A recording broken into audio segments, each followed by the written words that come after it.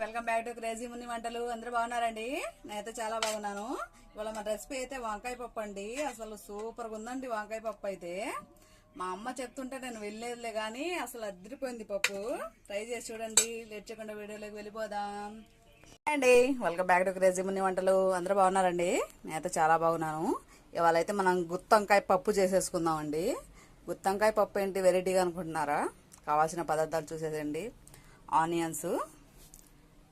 Onions, పచ్చిమిరకాయలు, గుత్తొంకాయలు 3 అండి, టమాటా.